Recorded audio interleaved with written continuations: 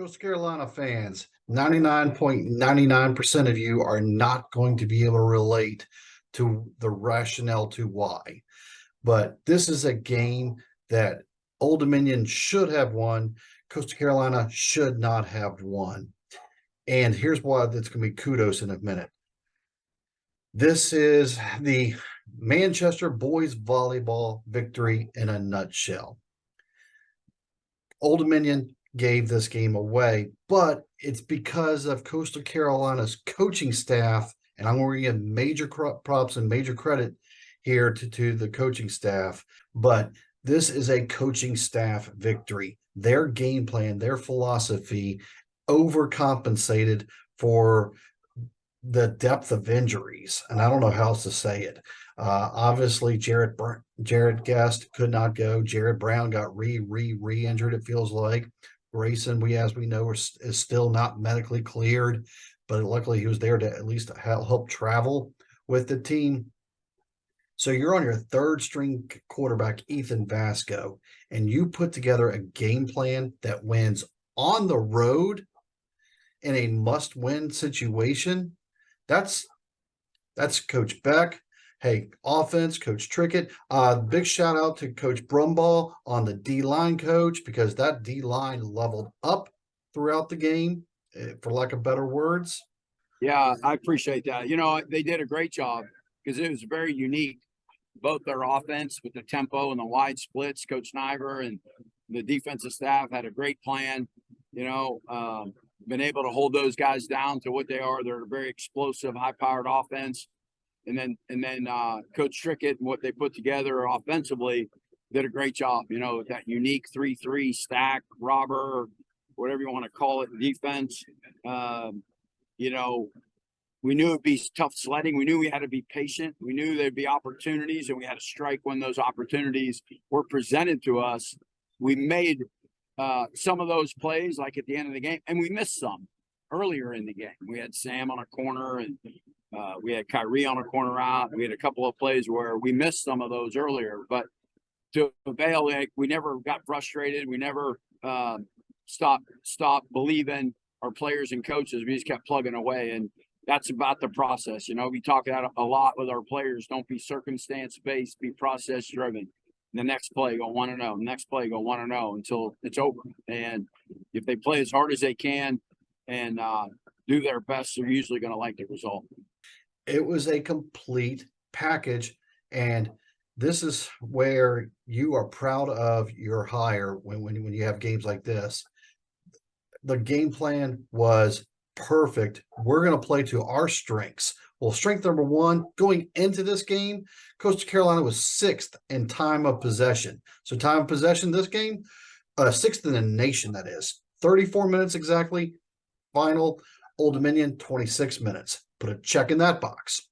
Total yards, Coastal, 458 against a team they've never beaten before. Granted, it's only 2 games previous, but still, 458 to 345. They outgained them by over 100 yards. Total plays, 76 to 66. They had 10 extra plays on them.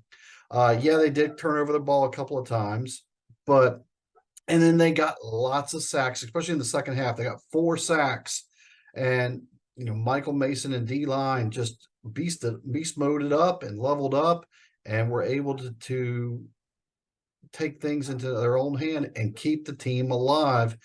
Yeah, no doubt. I thought those guys did a great job. Especially in the fourth quarter, they started getting more pressure, started getting into the quarterback's face, and that was a goal. We couldn't let him sit back there and get comfortable. At the end of the day, those guys did tremendous. And, Coach Brumbaugh does a great job with those guys. He rolls them in and out. They're fresh. They all play really hard, and we got great depth in there and a lot of really good players. And so all those guys get those opportunities, and they did a great job. The defense in general kept us in the game. They did. They kept it close. They gave us an opportunity. They gave the offense a chance to win it at the end, and they did. Yeah, we just, continue to play our style of football and just play aggressive. We knew that for us to catch up, we had to make a lot of stops, and that's what we did. And then when it mattered most, Sam Pigney, Ethan Vasko, all just delivered. I say this, and if you're above a certain age, you know who I am. But Sam Pinkney is about to become the Art Monk of college football. He has tied the NCAA record for most consecutive games with at least one completion, which that was the coolest record when I was a kid. And Art Monk finally broke that record as a New York Jet, not as a Washington Redskin. Well, Sam Pinkney's about to break that record next week, hopefully against Texas State, and just be the single holder of it, but now he has tied that record. So when that, I don't even want to call it a fade, when that one-on-one route was run on the final seconds of the game with 17 seconds remaining of the game, you knew that your big man receiver was going to have a chance to come up strong. And what a pass, what a completion for a first career start of Ethan Vasko, as labeled as the third stringer from and being able to come back and maximize his moments and opportunities. Yeah, it was awesome. I mean, the guys around me, they all believed in me, and I mean, we had full belief coming into this game. We had no doubt. So it was awesome, great experience. So Coastal Carolina, big win, huge coaching staff needs make sure they get a lot of prop and credit for this. 278 yards rushing as well, 458 total. It was a complete one-sided, even though the final score was 28-24. This was Coastal Carolina best complete coaching staff performance and then execution of said game plan this season, if you understand what I'm talking about.